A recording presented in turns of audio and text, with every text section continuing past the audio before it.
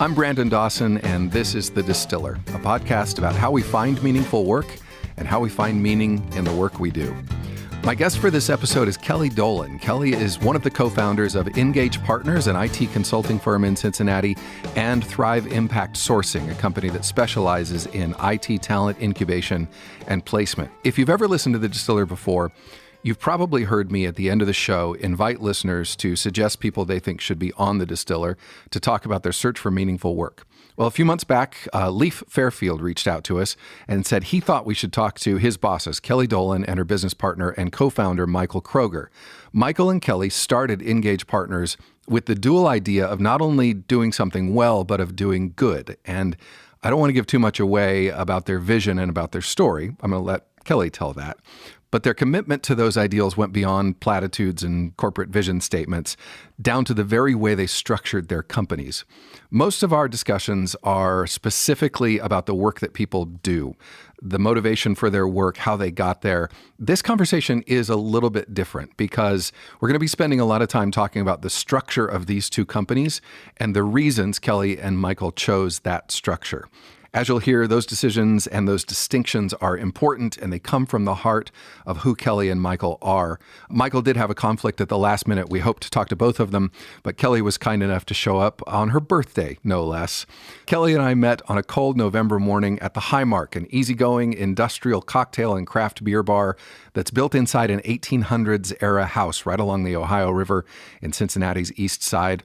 Andrew and the Highmark staff opened the doors a little early for us, poured some drinks to celebrate Kelly's birthday, and we got down to it. So here is my conversation with Ingage Partners and Thrive Impact Sourcing's Kelly DOLAN on The Distiller. Cheers, first of all. Kelly, thank you for joining me. It is a blustery, freezing day outside, so I don't take it for granted. And so I'm drinking white wine. Well, and a happy birthday. Well, thank you. I should say. Much. Yes. 39 again. Congratulations. Yes. If only I could be. Yeah. Actually, I was talking about that yesterday. Someone sent me a happy birthday text, and they said, "Oh, if only you could be 35 again." I'm like, actually, no, I'm good. No, I wouldn't want to go back. No, I'm pretty happy. Yeah, I'm in my 40s. I enjoy my 40s. Yeah, I'm good. It's all right. I would like to, with the infant, I would like to have the sleep of a 25-year-old or a 29-year-old again. Yeah. But otherwise, life is good. Absolutely fine. Well, let's start off. I'm really excited about your story because the things, doing a little research and learning about your company and reading a little bit about you, I think that the things that are dear to your heart are the things that are dear to this podcast, and I'm excited to hear about some of those. But before I prejudice the discussion with any of that, I would like to hear from you, as general or specific a statement as you want to make about what is it that you do for a living? What is your job right now? So I usually proclaim to be a social entrepreneur. I don't know if that's accurate or not, but that's what I like to proclaim anyway. Fair and enough. The reason I say that is because for me, in order to succeed in business is to also succeed in providing some type of social benefit. Okay. So in that, I firmly believe in for-profit models. So I'm a firm believer in for-profit. There's absolutely a place for nonprofit, and I think they do tremendous good. But for me, the space that I play is trying to run for-profit organizations, specifically in the IT space, that not only allows people to use their talents at our clients and provide great software solutions and provide some real value to our client base, but at the same time, we're doing something greater for the community. And that looks like a lot of different things depending on the business that I'm talking about. But so far, I've started 2 IT businesses since 2011, and it's been awesome. It's been an awesome experience. Great. So right now you are currently, to my knowledge, running 2 different businesses. Right. Tell us a little bit about those. So Ingage Partners started, that was our first business that started back in January of 2011. And so I'm the co-founder of Ingage Partners, which is a management and IT consulting company. We provide solutions for companies like Kroger and Fifth Third and some of the larger corporations around the Cincinnati marketplace. And providing staffing where they don't have resources to complete the work, or solutions where they don't have the ideas to pull things through. And that's kind of where we specialize. And then Thrive Impact Sourcing was started back in January of 2016 with a different model of trying to be an entry place for new IT professionals. So folks that may have kind of lost their way along the line. Maybe they went down a path and didn't enjoy that and wanted to shift gears, or maybe they never kind of found their path. And how do they break into an industry that typically demands a 4-year degree with co-op experience and lots of credentials? How do we give those types of opportunities to people that will do really well if given the chance? So is that, it sounds to me like there's a couple of different components there. It's part placement agency and part contracting, consulting business. Is it both? Are you primarily placing your own employees, but they remain your employees as contractors, or are you actually trying to place people for long-term hires? Yeah, good question. So with Ingage Partners, we are a consulting group. So companies hire us in for a period of time, and then we move on to our next project. So that's how we operate with Ingage. So we hire full-time permanent employees to our model that we basically then go partner with our clients and help them complete projects. On the Thrive side, we do a little bit of both. We are looking at being an IT talent pipeline for our local marketplace. We're trying to build more IT talent into the ecosystem.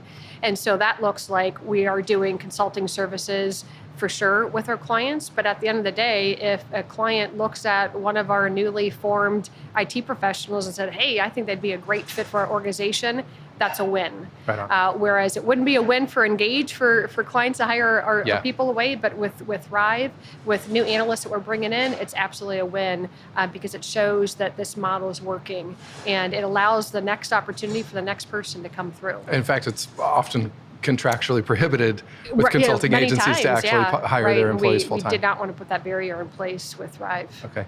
You described yourself at the outset as a social entrepreneur, not a technology entrepreneur, which is at the heart of some of what is most interesting to me about what you're doing. But is your background is in technology? It is not.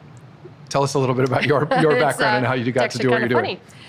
So my background, I graduated with a communications degree.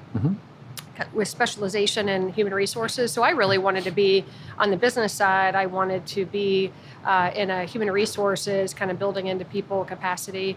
And I literally was the person in college that would cry in the computer lab because technology made me so frustrated. So it's just kind of funny that that's been my career. Yes. So I actually married a computer scientist. So he graduated with a computer science degree. And I always say that I kind of learned through osmosis, just being married to him. But I started early in my career in that human resources track, but I actually got hired on by an IT consulting company. And I was recruiting new college graduates from computer science programs into our consulting organization. And after a couple of years of doing that, that company asked me to move to Cincinnati, which is how I ended up here. Where were you before? I was in Columbus. Okay.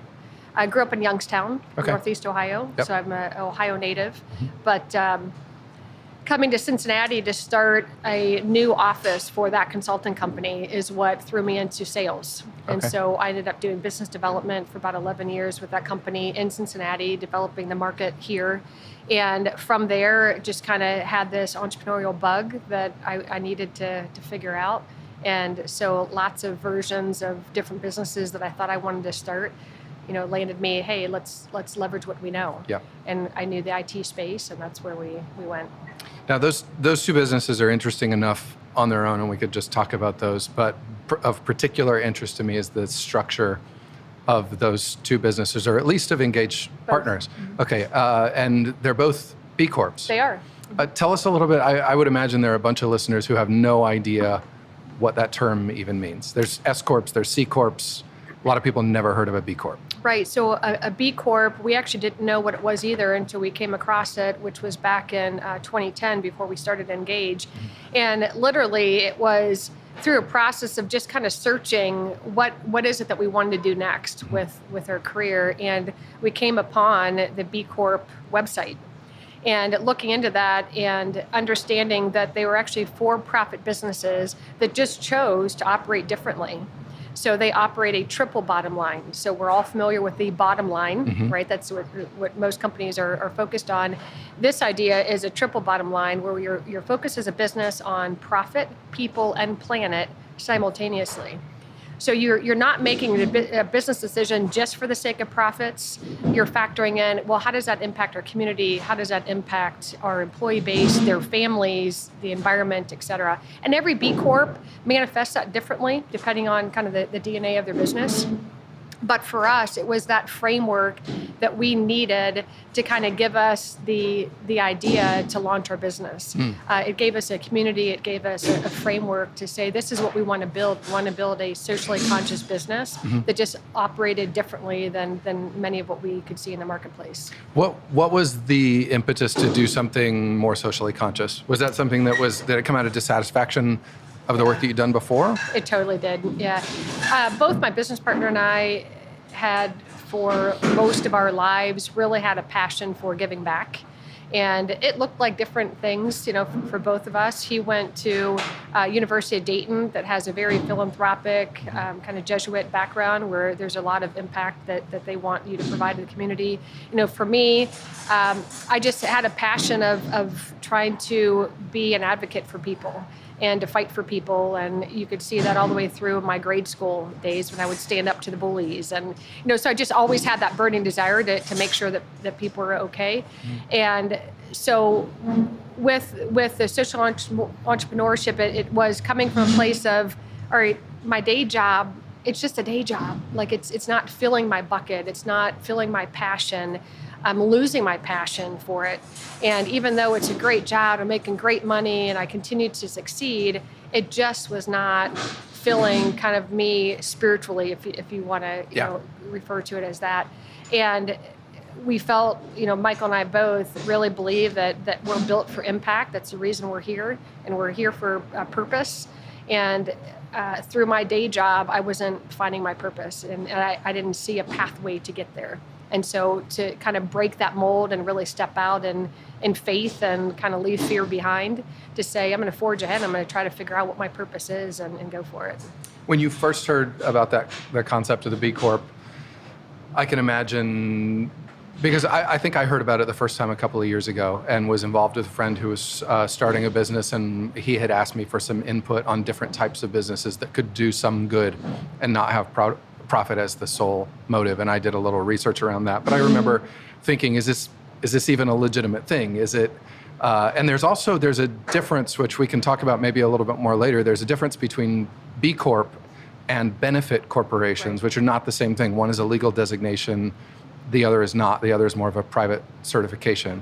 So if you're nodding your head, maybe just say a little bit about that in case people who've heard of one or the other so that they can understand what we're talking about as a difference. So with our businesses, both Thrive and Ingage are certified B Corps, which is different than a benefit corporation. So the B Labs is a third-party organization. It's a nonprofit that they are the ones that certify businesses like ours. And they also do a lot of work in the legislation space to make sure that businesses like us have some type of legal protection if we want to continue to honor that long-term in our business. Right, so that shareholders don't come in and say you're not generating enough profit. So it's the shareholder protection.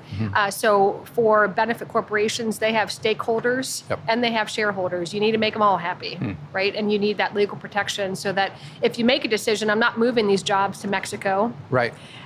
Your shareholders don't sue you, right? Because you're not maximizing profit. No, because we're doing this to benefit our employee base.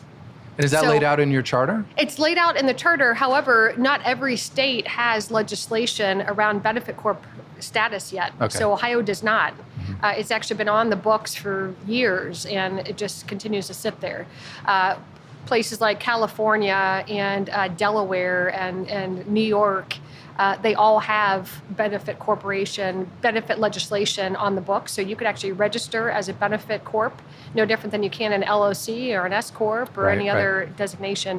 In Ohio, it's just a certification today. Okay. And what that certification does is it holds us accountable as CEOs, as co-founders to our business, to uphold our DNA, which is the triple bottom line. Yeah. And that certifying agency, which is B Labs, is the organization holding us accountable that we're actually doing what we say we're doing. Yeah. So there's not this greenwashing of, well, sort of a stamp of approval. I'm going to put on this face and really behind the scenes, I'm really not living up to what I market. Yep. And approximately how many businesses are B Corps or have that B Corp stamp of approval today? Do you know? It's an international movement today. I want to say some 3,000 businesses today across the world.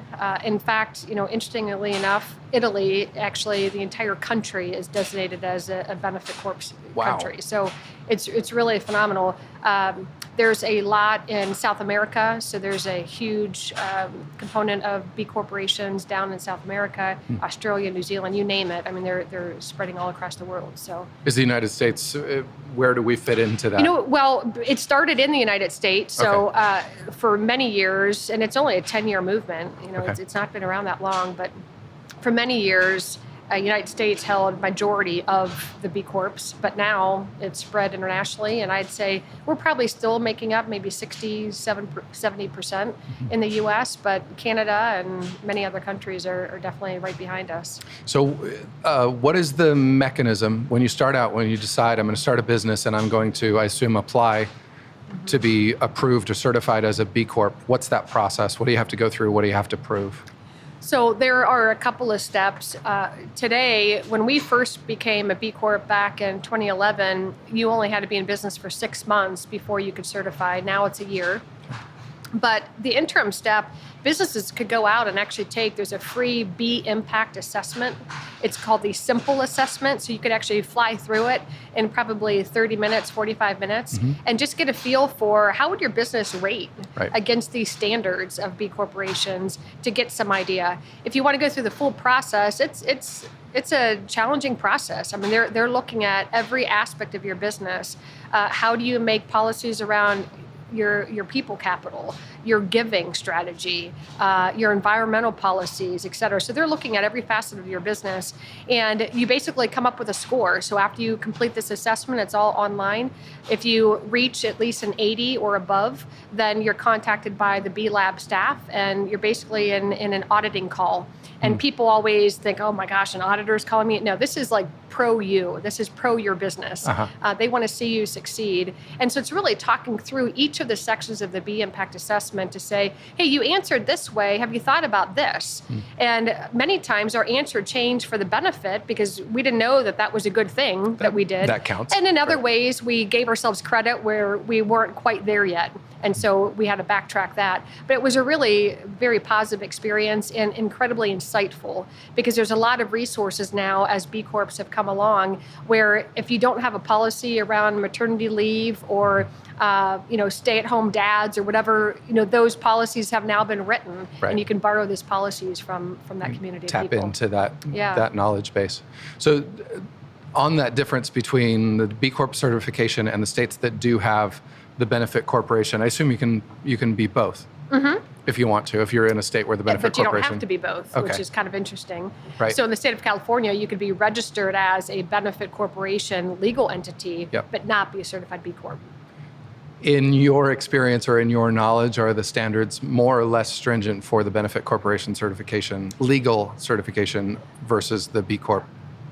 I would not call myself an expert in that since we don't have that in Ohio. I haven't really dug into it. Yep. My inclination is to say that the B Corp certification is probably far more in depth into your business than the benefit corporation legislative status. They're looking to make sure that you're honoring the core principles of the B Corp movement. I'm not sure how in depth they go into your business like the B Impact Assessment would. Maybe they do. I don't know. And then once you're certified as a B Corp, what's the ongoing process of maintaining that certification? So up until this year, it was every 2 years you would have to recertify. So you went through that process. B Corp assessment, the B Impact Assessment again, and now after this year, they're actually going every 3 years. You'll get recertified every 3 years. Interesting. And there's, it's not just the certification; it's the community. And it's what you're standing for. Yep. That's really the impact. The certification's a moment in time that you get certified and great, and you move on. Every year they have an annual retreat for all the B Corps to come together, and we have gone every year since. And it's a phenomenal community of like-minded business people, right? That get it. That get why you're doing what you're doing, and you get a lot of inspiring ideas, and we bring back policies that we had never thought of, and just really really an interesting opportunity to meet and interact with different businesses and just share in that community. So I think that was my other question is what are the benefits? What have you gotten out of that you wouldn't, as a well-meaning business owner trying to do right by your employees and have a good social impact, what are the other things that you've gained from that participation? You talked about there's policies and procedures that are already written. You don't have to drum those up yourself. Are there business benefits? Have you gotten either hard or soft benefits from being able to say this is the way that we operate? Yeah, for sure. It's probably benefited us in a lot of different ways, and some surprising and some maybe expected. The expected piece is we thought that it would be a pretty good recruiting tool. Mm-hmm. So in an IT business where it's really challenging to bring IT people in, it has been a difference maker for a lot of people. They like the idea that they're going to work for a company that stands for something different than what they typically see in the marketplace. So that has been true for us. It also has allowed us, from a retention standpoint, we build a lot of community impact into our culture. And the B Corporation, that B Corp status kind of gives us that framework to lay down, right? And talk with our employees about that's our DNA, that's who we are, that's what we want to be about, and hold us accountable to that. If you ever see us working and operating in a way that is not in alignment with mm-hmm. what you believe we're stating, call us out on it. Have they done it? They absolutely have. For sure they have. And that was really important for us, which is why we went down the path of becoming a B Corp early on. We wanted to be held accountable. Mm. For us, it would be the worst slap in the face as a business owner for someone to say, oh, you're just all talk. Mm-hmm. We can't see it in the way that you work. We can't see it in the way that you hire, how you operate, that you're about this. It's all marketing fluff. Right. It would be like the worst thing that someone could say to us. And so for us, it was really that accountability and us having to be very transparent into how we run and what we think about and how we make decisions, because you're standing on a pedestal and you're saying, we're a different type of business, and this is why, and this is what we stand for. So you better believe that we're going to try to stick as humanly possible as we can to those limits. Describe what transparency means in that context, because there are a lot of companies that claim to be transparent up to a point, or transparent about the things they're comfortable sharing. You are required to have a certain level of transparency and accountability for certain Right, we're aspects. Required to have a certain level of transparency, and whether that be, we need to have a board of directors. We need to make sure that our community impact. So every year we send out our impact report to all of our clients and our employees, and basically literally itemizes the impact that we've made in the community. And a lot of that, it's not a brag book. That's not the purpose of it. It's to be inspiring to others to say, look at the impact that you can make with a handful of people, right? Look at the tangible impacts that you can make in our communities and people's lives. Yep. And so that's another form of transparency. How much money are you donating? Where are you donating it to? Why are you donating it? That type of thing. So there's a lot of inherent transparency in that process. We're not transparent where we lay out everyone's salary, and I know that there's some companies that do that. We believe that that's not necessarily the best use of people's time or mindset. Yeah. So we're not to that extent of transparency. For us, it's about how we make business decisions and why we're making them. Yep. Speaking of salary transparency, I don't remember the company. There was a credit card processing company out in Seattle last year that basically said everybody makes $70,000 a year now, or whatever it was, and there was complete transparency, and even the CEO did that, and there have been different movements. There's a company that I've worked for the last couple of years, and we actually did a survey internally and said we would be willing to have complete salary transparency to everybody else. Do you want it? And they overwhelmingly said no. And the responses back were, I don't have any problem with people knowing what I make. I don't want to know what other people make, because I don't want it to change how I think about them to make me more competitive or make me resentful, which I found super interesting. People weren't protective of their own information. They wanted to guard their care for their colleagues and not think poorly of them, which was a big surprise to me. And we found the same thing to be the case. It was just a couple of years ago that we asked some of our managing consultants to deliver their their coachees, so the people that they're supervising, their coachees' annual salary increase. And there was a lot of pushback to say, I don't want to know their salary. Like, I'm their coach, I get it, but I don't need to know how much they make, and I don't need to know how much they're being increased in pay. And so really interesting. So I think, as much as we hear about salary transparency, we don't think about kind of all the unintended consequences that might come along with that, right? For good or for bad. So it's not a matter of you're trying to hide that you're paying this person so much more than that, although that does happen. You hear it all the time. It's more the unintended consequences of what does that do and what result does that information have? Yeah. It seems like there are so many companies that are trying to figure out what the magic formula is to do right by people, to still remain profitable, to be socially responsible, to be somehow progressive in their model, and what matters. And very often, I think companies put a lot of time and effort into things that ultimately don't matter as much as they want them to employees, and forget the things that are really meaningful. This is one framework among many that I've heard of, but it sounds like it's having a real positive impact. What is, for the people, because you were referred to me by one of your employees who reached out to us. I say at the end of every podcast, if there's somebody that you think should be on the show, and Leaf reached out and said, I think you should talk to Kelly. And I was very, very happy to. He has described the experience of working at Ingage Partners as working for a group of friends or working with family. He specifically said that the atmosphere there is different from anywhere he has worked. What do you think, from your position, are the benefits to employees for working for a B-Corp, whether it be Ingage Partners or Thrive or any other B-Corp?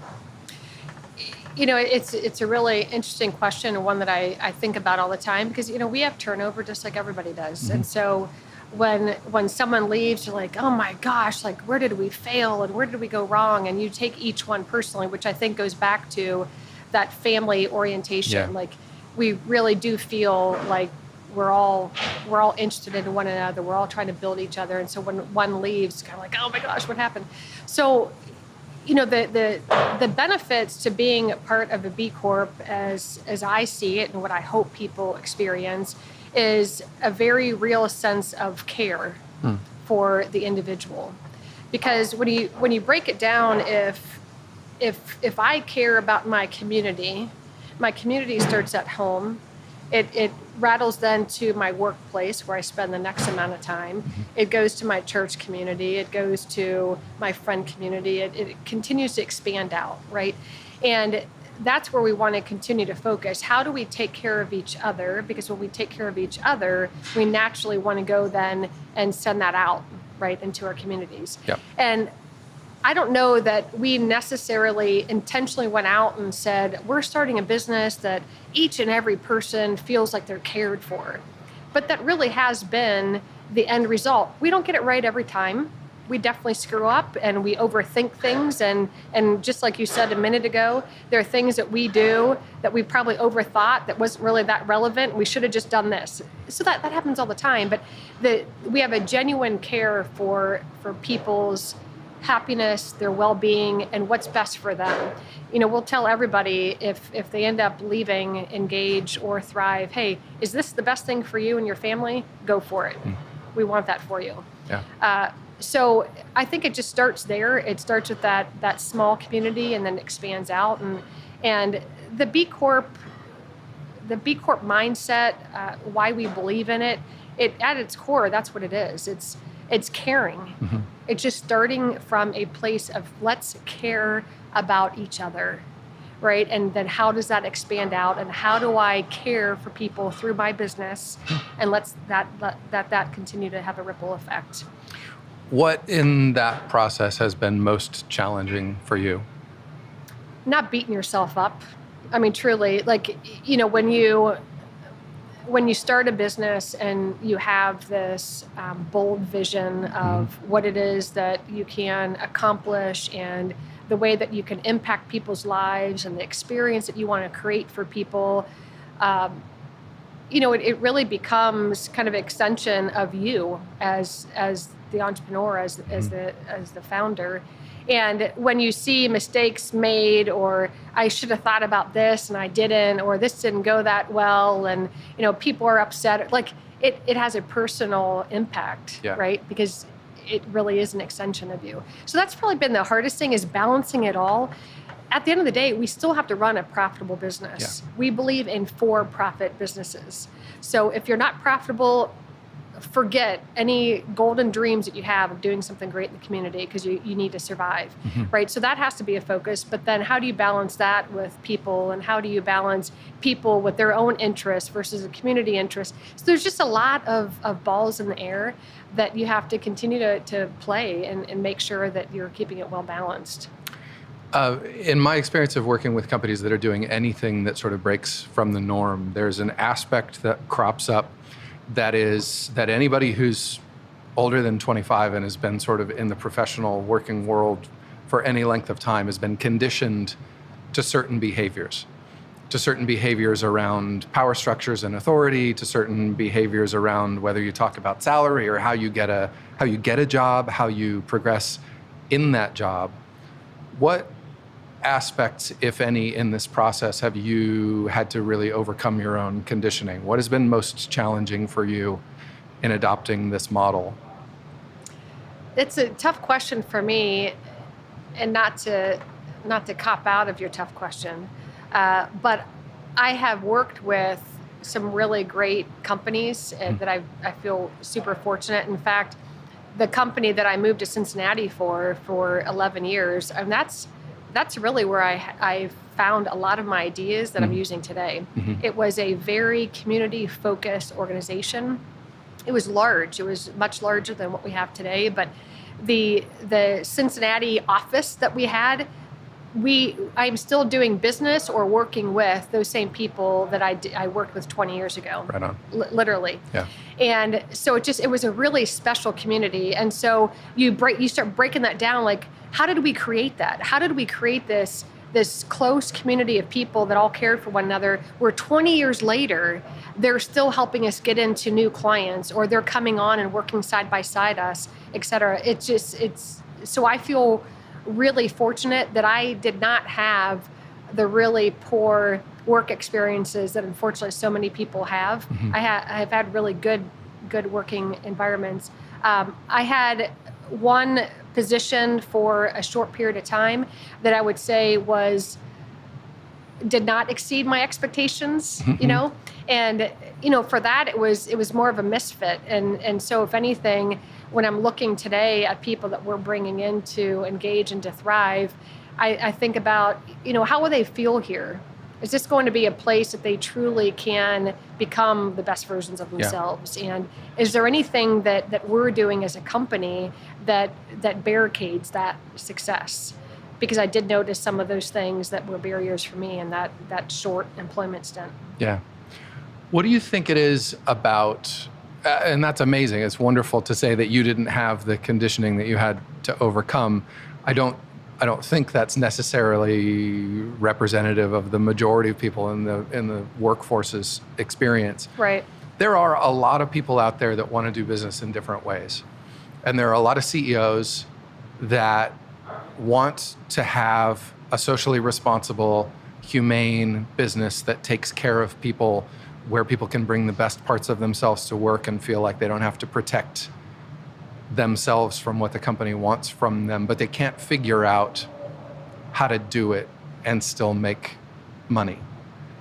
What insight do you have, maybe through the businesses that you've worked with and consulted for, maybe what you've seen secondary to your own experience, about American work culture that is different from what you're putting into practice? Think of it this way. If a CEO came to you and said, I want to start a business. I've been running businesses for years. My people aren't happy, I lose people. What is the foundational piece that is key for somebody to create a business that truly values individuals? Well, that's a really big question, right? This is going to seem very simple, but it definitely is a foundational piece that I think that you can leapfrog from, and that is treat others the way that you want to be treated. Golden rule in business. Golden rule. Yeah. And when you think about that, I don't necessarily tie a business that wants to be community-minded, a business that wants to be conscious to, well, they may or not be able to be profitable. Mm-hmm. I don't think that those two things are necessarily in conflict with one another. We have found a way to be very profitable for all the years that we've been in business by doing what we do, which is we're trying to do the best that we can with what we've been given. And so for a business owner, you go back to, basic business 101. What does the market need that you can provide to make money? Okay, so we got that figured out. Now, how do you want to treat people that it will be building into your business, that will eventually be building into your client base, whatever that is, your customers, e-commerce, whatever. And the golden rule really does stand in that. If you want to treat people well, then pay them fairly. Mm-hmm. If you want to treat people well, make sure that they have some flexibility in their day so that they can take care of family, so they can kind of, balance as much as that word is hated. I definitely think that there is some opportunity to have balance in your life. Yeah. And that comes from an employer. What are your expectations of how your employees are supposed to work and supposed to be treated? So I know that it's not super profound, but in a way it is kind of profound at the same time. If you think about every business decision that you're going to make today, and if you say in advance of that decision, how will this make that person feel? How will this cascade into their family life? How will this cascade into the team that they're working on? What might you do differently? I don't know if it's a movement. I feel like there was a nascent movement a few years ago. There certainly was a company called Not Just for Profit. There was a Not Just for Profit movement and notjustforprofit.org sort of a society. And I feel like that idea that profit is not evil, but profit above everything, profit at all costs, is what makes us do some of these things. Absolutely. Have there been decisions that you have had to make as a business owner where you've consciously said, we can do this and maximize profit, or we can do this and actually take care of our people? Oh, yeah, all the time. I mean, it comes down to, even a simple one that we're going through right now is healthcare. Mm-hmm. I mean, healthcare cost continues to skyrocket, right? Yep. And, we could very easily say, well, gosh, we'll just pass this on to our employees, and that way we'll save money over here. Well, is that really the right thing to do? Is that really showing them that we're honoring them, and we want to make sure that we're 50-50 in this relationship? Yeah. And so that's an easy one. When you think through like opportunities, we try as a consulting organization, we're not together every day like you would be, working for, some other company. And so for us, bringing people together on a frequent basis is really important to continue building that culture. And it's very easy to say, well, gosh, it would be a lot better for our bottom line if they would just be billable more. Yeah. And let's forego that get together so they could just be billable at the client site. But no, that's not building into our team. That's not honoring, who we say that we are. Mm-hmm. And so we'll take a hit for that. And no, don't build for this day. We're coming together and we're going to build into you. So, it's little things every day that you're making decisions on. And, there are also other decisions where, we had to make a really rough decision a year ago with Thrive, where we were really struggling because we lost a big client. Mm. And it was the last thing in the entire world that we wanted to part ways with people. But if we didn't do that, we wouldn't be able to take care of the other 60 people that were left behind, yep. Right? So you still are forced to make very tough decisions, but you have to constantly use that lens. Are my intentions in the right place? Is this all about profit because I want more money in my pocket? Mm-hmm. Or is it profit because we're trying to take care of the entire family, right, yeah. of people that we have made a commitment to? Yeah. Is recruiting different for you than for what we might consider a typical company? I think so. Because when we're recruiting people, we're looking for not only their technical skill set and their ability to really walk into our clients and help them solve technology problems, but at the same time that they're community minded, that they get it, yeah. They get what we're about.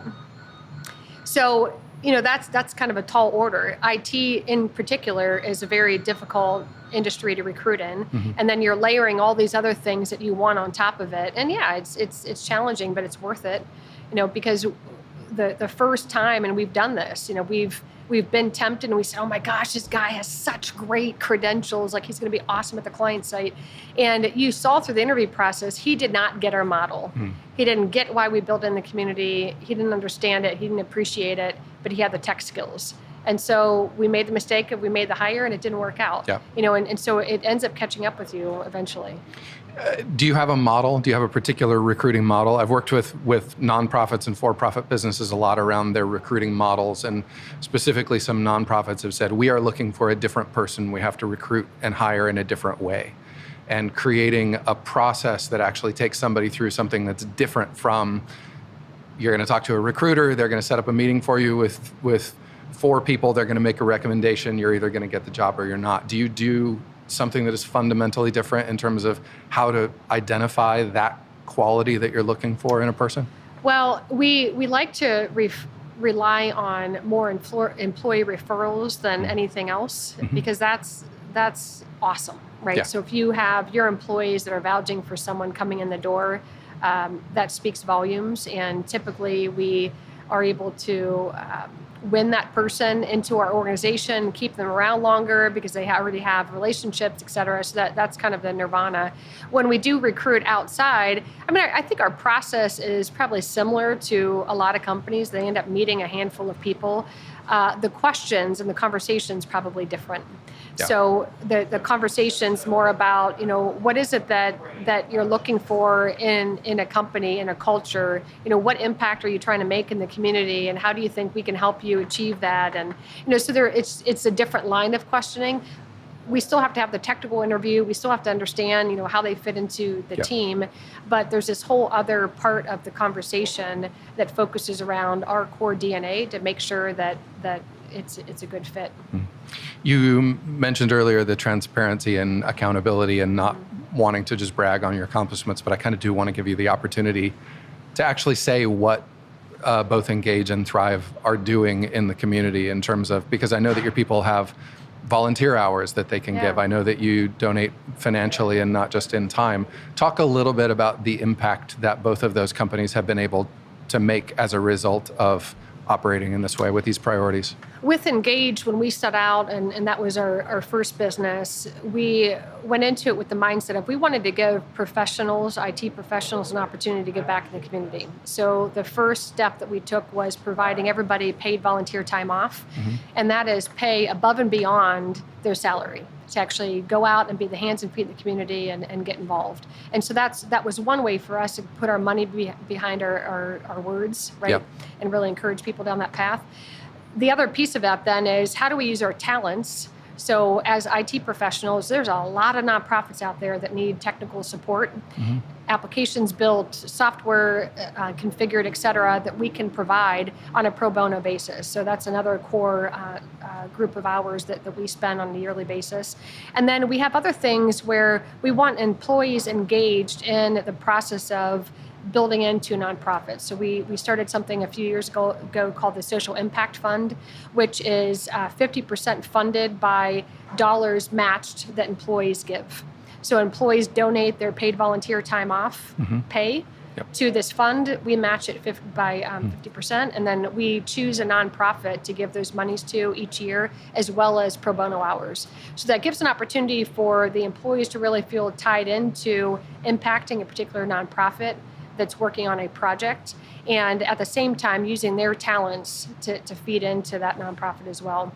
So that has been kind of the mainstay of Ingage, and we've donated tens of thousands of dollars and even more hours, in both volunteer time and pro bono time. So that's been really impactful. On the Thrive side, the impetus behind Thrive 3 years ago was we've always measured our impact in terms of dollars given, hours donated, nonprofits touched. We want to now focus on how do we transform lives? How do we tangibly transform a life right in front of our eyes, right? And that idea came in the form of looking for an untapped talent pool that we believe exists in our community and communities across the country. People that may have gone through some college, maybe a couple years of college, or maybe they graduated with a degree and they just didn't find their way to their career position. Tapping into the group of people that today are living in poverty and they're not able to make a sustainable wage that provides for their family. How do we find those individuals that have the aptitude to step into entry-level IT jobs and give them an opportunity to make it? Mm-hmm. And so that's what Thrive became. And so from day one, we have tracked coming into Thrive, what was the family income coming into Thrive? Oh, wow. Where were they 12 months later? Yep. And when you look at, the last benchmark we did was on 35 people, and that was after a 12-month period of time. When they had come into Thrive before employment, they were making about a $10,000 annual income for their family. Mm-hmm. And the average family was three. Size of three, so living on 10 grand. And after 12 months of employment, they were now making, with benefits, et cetera, they were making close to $50,000. So wow. Transformational for a family. And that $50,000 mark was really critical. That was a benchmark for us for success, that we get people there, because that is the sustainable family income for a family of three in Cincinnati. And so it was really important for us to try to figure out, how do we get there? What's even, as interesting as that is, when you look at the economic benefits from a community impact standpoint, the people that were on public assistance coming into their employment, and after 12 months being nearly 100% off of all public assistance. Yeah. When you see that flip of now it's tax dollars, new tax dollars into the economy, as well as savings from social services programs, it was $500,000 on 35 people. That's incredible. So, and immediate, but also long-term. I mean, generational impact. Generational impact. Yeah. And granted, I would say there's definitely a percentage of people that we have that came from generational poverty situations. And, really tough situations that they were able to come through. And this is the first time they've been able to support a family like this. Yeah. And it will have impacts for generations to come. Yeah. Other folks, they did not come from generational poverty, what we call more situational poverty. There was a health crisis. There was a job loss. There was, lots of different circumstances that come through that they just lost their way. Yeah. And they needed an opportunity to try to find their way back. And the success stories that we've had, we could write books on. It's absolutely the most inspiring work we've done. So, I mean, your episode, I think 27 of these conversations, and I've talked to multiple people who are running very successful nonprofits, and this language that you're using right now is nonprofit language. Yeah. It's not for-profit business language. It's certainly not corporation language. You said earlier that you're a firm believer in the for-profit model. And I don't hear you denigrating nonprofits at all, but why are you such a believer that this should, at least for your venture, take place in a nonprofit model or in a for-profit model? When I think about, so I'm on the board of a handful of nonprofits, and so I understand kind of how they operate and just in a constant state of fundraising, right? And it's burdensome. It's tough. I don't envy the people that are leading, some of those organizations. I think it's just really hard work, and they do amazing things. They have amazing impacts on such little resources. Yeah. So the reason I'm a firm believer in the for-profit model is, look at the resources we have accessible in the for-profit space. We have financial. We have human capital. We have banking. We have people that want to be here from Harvard, from, the resources we have are tremendous. If every business just used a light lens to say, how do I want to be treated, and that's how I'm going to treat everybody else. Yeah. Imagine the transformation that we would have on a global scale, right? Yeah. Imagine it. So that's why I feel like with for-profit organizations, we've been given a lot, right? We've been given a lot of limelight. We've been given a lot of opportunities. there's just a lot in that space, a lot of respect that's given to corporations. And nonprofits, it's always this churn of, I need to get my next United Way funding. Mm-hmm. I need to get that next dollar donation. And trying to do and move the needle. And some do such amazing things, and it's so commendable, but they have to work together. We need for-profit, and we need nonprofit, and we need government. Not any one will solve the problem, but if we could leverage the golden resources we have as for-profit entities to try to do some good, like real good, mm-hmm. not like marketing good. I'm not going to call out the big corporate name that sends out, the marketing messages, the commercials of how good they are to communities when they're definitely not. Right. I'm not going to say that name. Like actual do good. Like imagine the transformation that we could have. Why is that? This is a question beyond your work. Why is that message of just treat people like you want to be treated in a corporate environment anathema to most of our corporate culture? I'll tell you why I believe that to be the case. And it was a harsh reality when we first started Ingage. We had an opportunity to go and present our business model in front of a very well-respected panel of people in Cincinnati. And the idea was we would present our business model to this panel of people, and it was about 40 people in the room, and they would give us feedback on our business model, right? And we would take that feedback and we'd go make our business better. And so we rolled out, and we were early on. It was literally month 4 of Engage. We really didn't know our kind of sales pitch.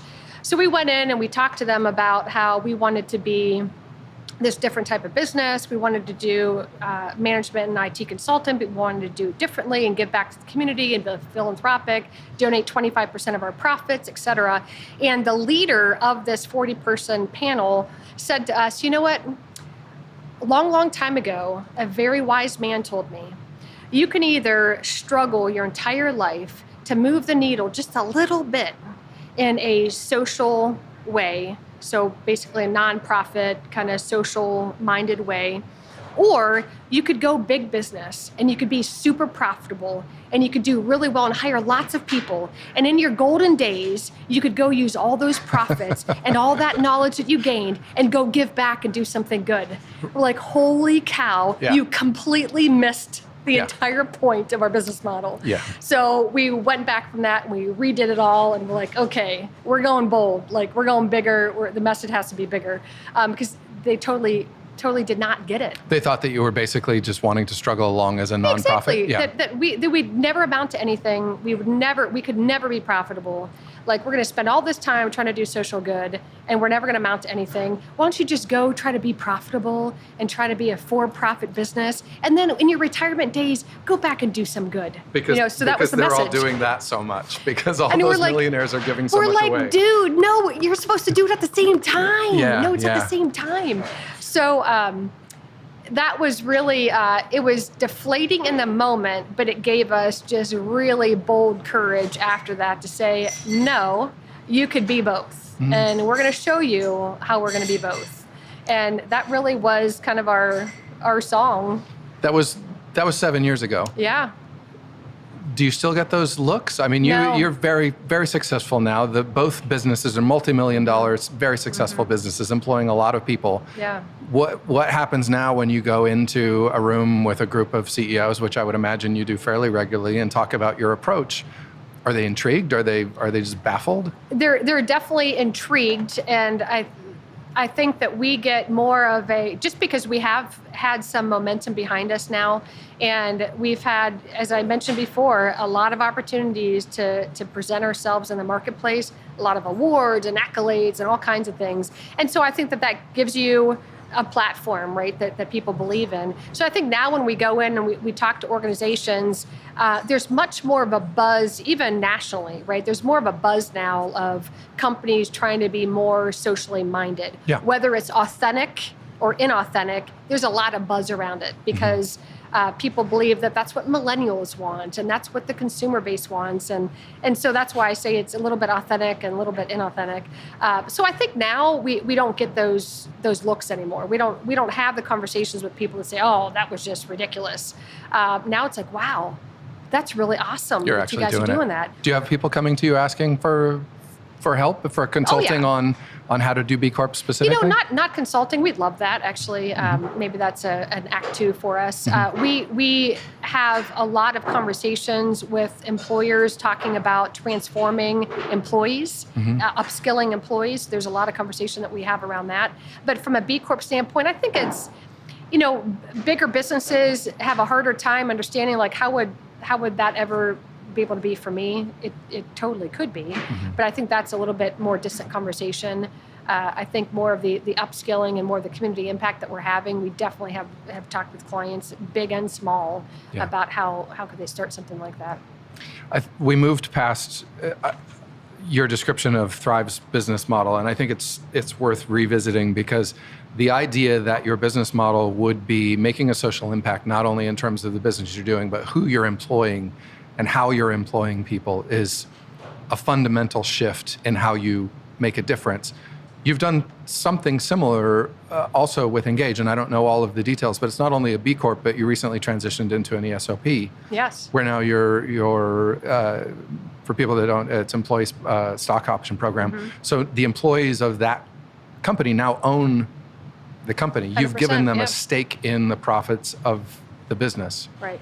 Further commitment to making life better for the people that work for you. Was that a difficult decision at all? What was the process of transitioning that business into an ESOP? Yeah, becoming an ESOP was something that we always had on our radar. We had heard a lot about it through the years, especially around the B Corp community, because there are a number of B Corps that are also ESOPs. The idea that 100% of your employees, they own the business. They're shareholders of the business. And the idea that it's not just filling the original founders' pockets, right, the profits, it's actually now a benefit to everybody. So that idea had always been in the back of our mind. Honestly, we didn't know a lot about it. We had a lot of misnomers along the way that we thought, well, gosh, I mean, how would you have 90 people making every business decision? And, so there's a lot of misinformation that we had, which is definitely not the case. And it really is, instead of buying P&G stock and investing your retirement in P&G stock, your stock is basically the company that you're working with, which is Ingage, and you're a shareholder of just a few, within the company.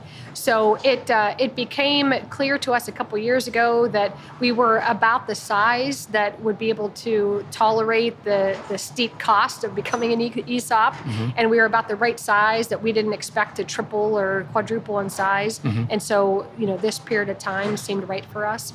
And so we moved forward with it. It was actually last summer that we started the process, and then we became an ESOP in April of this year.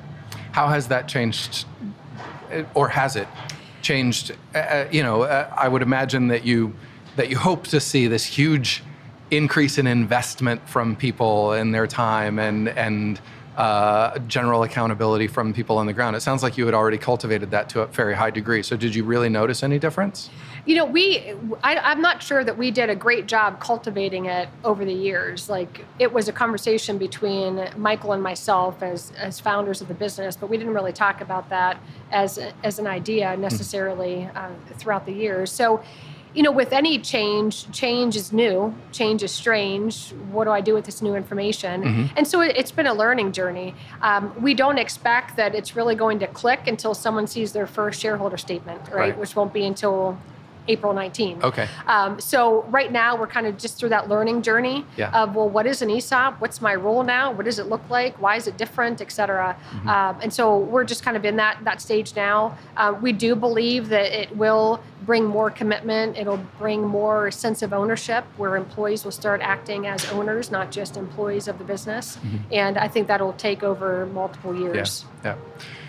It seems to me like when I read a lot of discussions online about ways to empower people, ways to have a greater impact, a lot of what you hear is structural changes, management's hierarchy changes, flat organizational structures, Zappos, holacracy, doing away with hierarchy, and I have worked and work for companies that are doing things like that.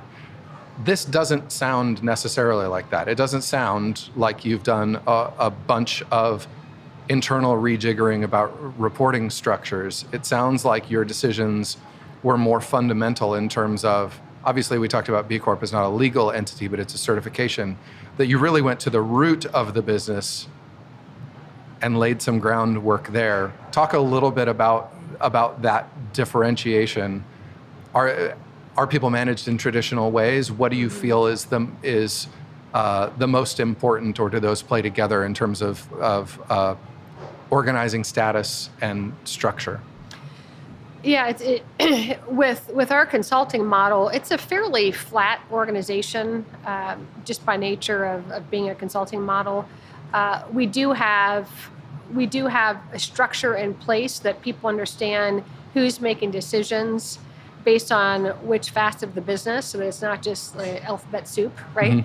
Mm-hmm. That we have some structure around that, and this has been an evolution over the last probably three or 4 years of trying to form leaders at every level of the organization, even though we have few levels. Mm-hmm. How do you become a leader when you're only a 2-year experienced person? How do you become a leader when you're only an 8-year experienced person, et cetera? Because there's lots of ways that we lead, right? We lead every day in lots of ways. You don't have to have a C title mm-hmm. to be considered a leader. So how do we give people opportunities to lead at every facet of the organization? That might be leading small teams that try to do a process improvement project for the project. It could be coaching relationships. So there's a lot of coaching relationships that we have as an organization. We look traditional in some ways, where we have a CEO and we have the financial CFO controller thing, and we've got directors, but it's still a fairly flat organization that we want as many people that are 6-month employees to speak up and tell us what we need to be doing different mm-hmm. than we do the 16-year people that have been there, done that through multiple organizations. We need everyone to have a voice, and that's one thing that we're hoping the ESOP provides is that each individual person feels like a true owner, and not that you get to make every decision for the business, because sometimes you're not equipped to make every decision for the business. No different than I'm not equipped to tell you how to write your code. Right. Not at all. Trust me. So we all have our swim lanes, but how do we give everybody a voice to say, you know what, I think that we could be doing this better. Or we're kind of falling short here. This is awesome. Keep doing this, and I think we could do it even better. Yep. Well, this is fascinating for me. I feel like we could talk about this forever, because the intricacies of how you run an organization in this way, how you get that buy-in and get people to speak up is, on the ground, is what I have found to be difficult. You can put a whole lot of things in place structurally, but if people don't speak up, you can lead a horse to water. Absolutely, so to speak. And it is difficult, and we don't get it right every time, and not everybody speaks up, and it's just a constant journey of how do you continue to refine that. And I think at the essence of it is trust, right? And sometimes we get the trust thing right, and sometimes unintentionally we get the trust thing wrong. And for me to speak up as a 2-year person or as a 6-month person, I have to kind of feel like the source that I'm going to is a trusted source, and it's not going to be backlash. I'm not going to have my, career wiped out because of something negative I might say. And so that whole culture of trust building is really important. And sometimes we get that really right, and sometimes we don't, and we have to learn from that and continue to move on. Obviously, you and Michael are fairly unique people in terms of the initial impetus to do this overall. Maybe this is a good question to end on, and it seems like an interview question, so like a job interview question, so I apologize for that. I haven't done that in 20 years, right, so but if I might be rusty. If I asked the people that work for you what you are really great at as a leader, like what do you think they would tell me? I would probably say, and Leif could tell you, so you could ask Leif this. We'll ask him afterwards. On the spot here. I would say probably listening. That I'm a fairly decent listener, and I really care about what you're going to tell me. And I'm going to care even more about how I'm going to help you through that to the next step to try to get that fixed. So that's probably the biggest thing that I would say people would say about me. Yeah, well, that's not a small thing. Yeah. It's a good one. Well, it's been a pleasure listening to you telling us about Well, thank you. Thanks your for ventures. the opportunity. I appreciate and it. on this frozen day, I appreciate you coming and celebrating your birthday with us. I know. And we will link for everybody that's listening to Ingage Partners' website, to Thrive's website, to more information about B-Corp. So if you want any of that information, go to our website. And certainly if you're looking for IT consulting services, Definitely ring me up. there you go. Thank you so much, Kelly. Thank Really you. appreciate it. Appreciate it. This episode of The Distiller was recorded live at the Highmark, an industrial cocktail and craft beer bar located at 3229 Riverside Drive in Cincinnati's historic East End. Stop by the Highmark and say hi to Andrew and the crew. It's one of those places that's equally welcoming whether you want to watch a game with a crowd or find a cozy corner for a quiet conversation like we did. Really a great place. And they couldn't have been better hosts. Check out their website. We will link to them and their social media pages at thedistillerpodcast.com. And you can learn more. And of course, tell them you heard about it on The Distiller if you stop by.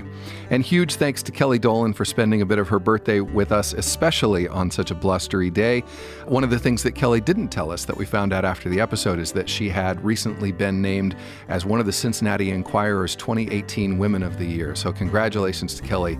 And it was a pleasure to get to speak with her about Ingage Partners and Thrive Impact Sourcing. You can learn more about both of those companies on our website, where we link not only to their websites, but also to the website of B Labs, the independent company that certifies B Corps, and find out exactly what's needed if you're thinking about becoming a B Corp or just looking for more information on what it means. Maybe you're looking for work at an organization with defined priorities like those Kelly spoke about with us. So check it all out at thedistillerpodcast.com.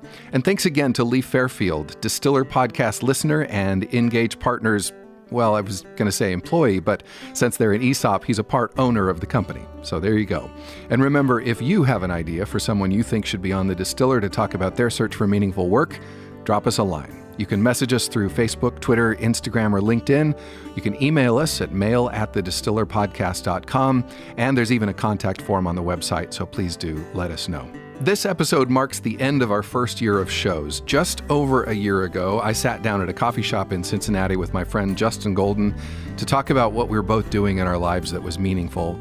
I asked Justin at the time, if you knew everything you know about me except what I do for a living, what would you say I do? And he did answer that question, but he also said, here's what I want you to do. And out of that conversation, The Distiller was born. I want to say a deep and sincere thanks to Justin and to my co-producer Terry Heist, without whom the show would not exist. And I also want to thank the many people who've helped us out along the way, including Rich Hordinsky at Monastery Studios for the occasional microphone loan when we have more guests than gear, Scott Ryan and Mike Helm for logos and videos and general encouragement, to all the guests who've been on the show and been so generous with their stories in this first year, and to the restaurateurs, coffee shop, and bar owners who've let us come in, set up, and have these conversations in their spaces.